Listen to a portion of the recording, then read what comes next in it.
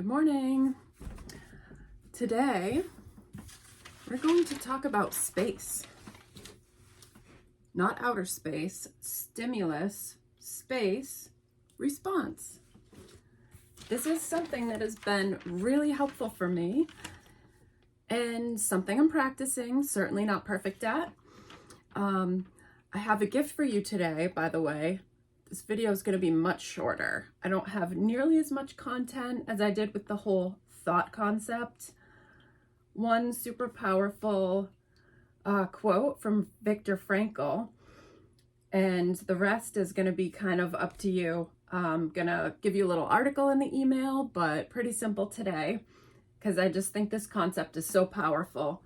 But anyways, I have been practicing just creating space between a stimulus and my response. Sometimes that's all we can control, is the way we respond to something. So just the practices in a response instead of a reaction. So hard to do. This quote that I have just says, between stimulus and response, there is a space. In that space is our power to choose our response. In our response lies our growth and our freedom. And if you think about that, it's so true. Our growth and our freedom. Sometimes it's difficult to choose a higher path, for sure. That's a quote from Man's Searching for Meaning from Viktor Frankl. He was an Austrian psychiatrist. He lived from 1905 to 1997. He was a Holocaust survivor. He has a lot of wisdom.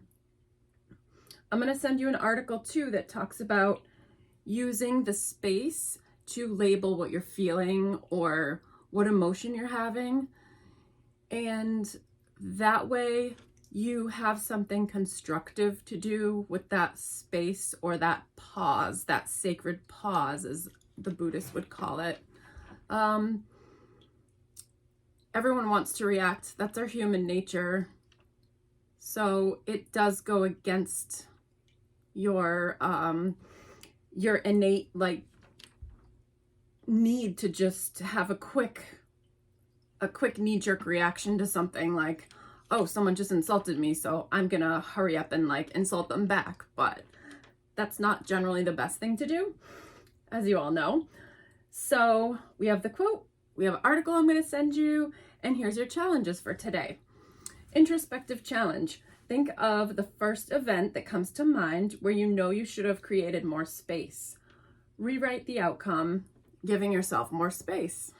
So you want to think about thoughtfully responding instead of impulsively reacting. The second challenge is a word geek challenge. So create a positive acronym for space. For example, serenity, power, acceptance, calm, empathy. So these are just some positive takeaways that you could benefit from by creating space. A timed challenge. So take 2 minutes or more if you want to label any emotions that you might feel during that time of space. So think of a stimulus, like someone insults you or makes an assumption about what you're feeling and you just want to react. What are some of those emotions that you might feel during that time? I think giving that some thought and labeling those emotions or feelings might be helpful in how we respond next time. So just to be proactively aware of some of that. The fourth challenge would be interactive. So role play a short scripted skit where you can take turns insulting each other. One of you reacts, one of you responds. If you want to make a video and share it, you can. If you want to just write a little script and keep it to yourself, that's fine too. Pretty flexible here. Share and care challenge. Tell someone you love about your new awareness of space. Thank them for being in your life. Pretty simple and straightforward.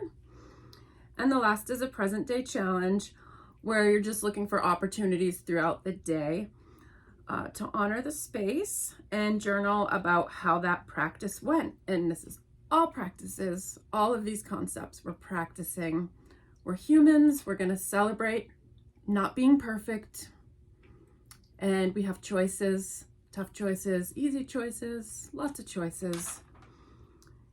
Last but not least, write down 3 things that you're grateful for. Have an awesome day. Let me know what you think. Okay, guys, I'm going to send the email soon. Bye. Boop, boop, boop, boop.